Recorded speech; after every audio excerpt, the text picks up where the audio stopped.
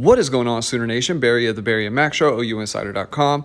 Today, we are having a look at Sooners prize D-line commit Trent Wilson from this class, and there is a lot to like in terms of his development. Looking at about a 6'3", 270 with some room to definitely grow. I don't want to compare him to a Grayson Halton because Grayson had more of a burst, right? A little more athletic, just on the hoof, if you will. But he does have some, Trent, speaking of Trent, does have some explosive first step ability. He can get upfield. One of the things I do like is his strength.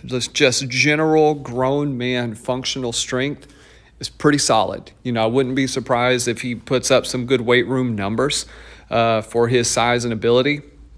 We're going to watch this first play against a double team. He's just going to split it, right? He can turn his hips, do things with his lower body to create angles for himself. He has a good natural feel of space and how to set guys up, which you love to see. I'm sure Bates saw those things and said, man, I can maybe not turn him into a David Stone, but we can leverage some of that natural God-given ability to just see, process angles, process space, and turn him into something. Very rarely when you watch full games does he just get pushed backwards, which again goes to that strength. He does have a pretty athletic looking get off right here.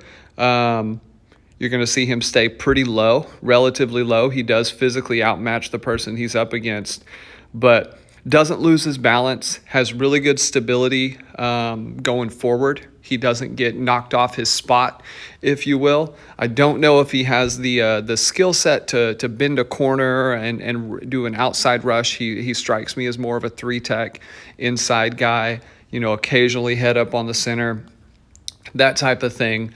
But maybe strong side D end. He just does not seem at the time to have the ability to rush the passer on the edge. But I don't even know if that's where Oklahoma would ever even see him. I think they see him much more as an inside guy. I do like his build. He's got pretty long arms. I love the leg length, just his lower half in general, very proportionate.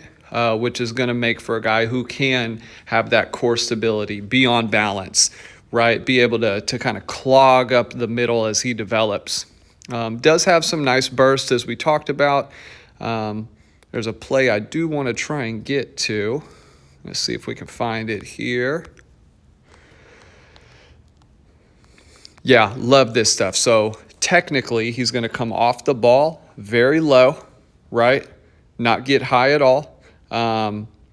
And because of that, he's able to easily beat man, right? He technically does some things pretty well. You can tell compared to him and the other guys when this ball is snapped, just how quickly he gets off and how much distance and space he eats up in a very short span of time. Love that the way his motor just doesn't stop. Right, he physically engulfs guys when he tackles them. It's the kind of thing that you do want to see if you're trying to build a defensive line for the future at Oklahoma and want some depth. You can see some of the chub around the midsection, but it's not much. He's gonna get himself cleaned up when he gets into OU's strength and performance lab and get that body right.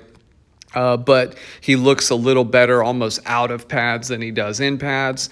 But I would say he's a guy who can develop into a solid rotational, if not, fringe all-conference type player is what I see him as at OU, maybe more. But he's a guy who I think can be a valuable piece for the Sooners down the stretch and an important get for the class as they continue to try and stack depth along the defensive line.